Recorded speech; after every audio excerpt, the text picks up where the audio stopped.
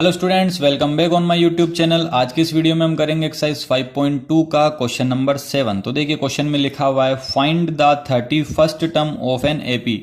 इसका मतलब ये हुआ कि आपको A31 की वैल्यू फाइंड करनी है, ठीक है ना। जैसे जैसे क्वेश्चन में लिखा हुआ है वैसे वैसे मैं रीड करके लिखूंगा आपके सामने, तो आपको अच्छे से क्लियर से समझ में आ जाएगा। देन उसके बाद लिखा हुआ है whose 11th term is 38। 11th term का मतलब है कि A11 की वैल्यू 38 गिवन है आपको, एंड द 16 टर्म इज 73, और इसकी जो 16th टर्म है वो 73 गिवन है। आई होप ये दो बातें आपको क्लियर होगी। अब देखिए इससे प्रीवियस क्वेश्चन में मैंने कॉन्सेप्ट यूज किया था, वो ये किया था कि A11 को मैं लिख सकता हूं A प्लस 10D इक्वल में 38। ये A11 को अपन लिख सकते हैं A प्लस 10D, मतलब यहाँ एक नंबर कम करके अपन लिख सकते हैं। इसी तरीके से A16 को लिख सकते हैं A प्लस 15D इक्वल में 73। जैसे यहाँ 11 था तो मैंने यहाँ 10 कर दिया, यहाँ 16 था तो मैंने 15 कर दिया। इसका कंप्लीट कॉन्सेप्ट अगर आपने प्रीवियस क्वेश्चन देखे हैं तो आपको समझ में आ जाएगा किस तरीके से हुआ ये। यहाँ देखिए आपको दो इक्वेशन मिल गई है, फर्स्ट वाली ये है, सेकंड वाली ये है। तो इन दोनों को जब अपन सोल्व करते हैं, सोल्व बोथ द इक्वेशन, तो यहाँ से आपको क्या होगा, ए और डी की वैल्यू मिल जाएगी। सबसे पहला काम यही होता है कि आपको फर्स्ट टर्म और कॉमन डिफरेंस निकालना है, तभी आप आगे बढ़ पाएंगे। अगर आपके पास फर्स्ट टर्म और कॉमन डिफरेंस की वैल्यू नहीं है, मतलब ए और डी की वैल्यू आप लोगों के पास नहीं है, तो आप आगे इसको क्वेश्चन को सोल्व नहीं कर सकते। तो मैं दोनों इक्वेशन को क्या करता हूं कि एलिमिनेट कर देता हूं। एलिमिनेशन मेथड आप लोगों ने पढ़ रखा होगा। तो अपन जब इसको एलिमिनेट करते हैं, एलिमिनेट का मतलब इसको माइनस कर देंगे, तो ए से कैंसिल हो जाएगा।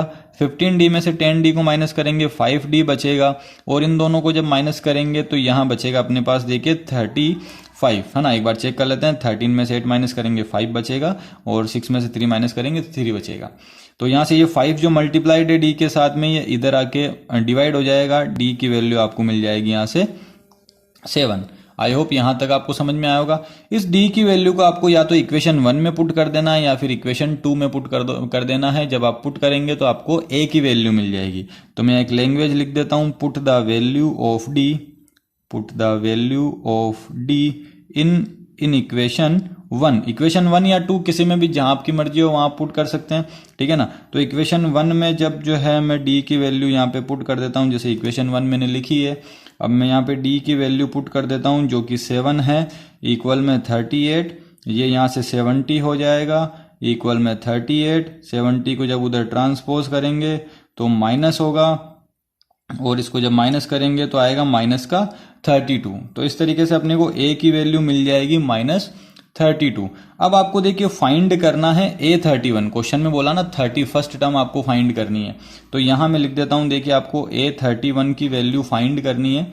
A31 को अपन लिख सकते हैं A प्लस 30D, ठीक है। एक कम करके लिखते हैं हमेशा, जैसे यहाँ A11 को लिखा था A प्लस 10D, A16 को लिखा था A प्लस 15D, इसी तरीके से A31 को लिखा है A प्लस 30D। यहाँ आपको सिंपली A और D की वैल्यू पुट कर देनी है। जैसे A की वैल्यू -32 है, प्लस 30, और D की वैल्यू 7 है। जब इसको सोल्व करेंगे तो ये 7 3 जा 21, मतलब 210, और जब इन दोनों को अपन माइनस करेंगे तो यहाँ इसका फाइनल आंसर आपको मिल जाएगा। तो आप लोग कमेंट करके जरूर बताएं कि इसका फाइनल आंसर आप लोगों के क्या आया है, ठीक है ना। सिंपल बस माइनस करना है, और माइनस करते ही, क्योंकि प्लस माइनस माइनस होता है, और जैसे ही आप माइनस करेंगे आपका फाइनल आंसर आपको मिल जाएगा। तो इस तरीके से 7th वाला क्वेश्चन कंप्लीट होता है। आई होप आप लोगों को समझ में आया होगा। अगर समझ में आ रहा है, वीडियो अच्छा लग रहा है, तो वीडियो को जरूर लाइक करें और चैनल को सब्सक्राइब करना ना भूलें। Thank you so much.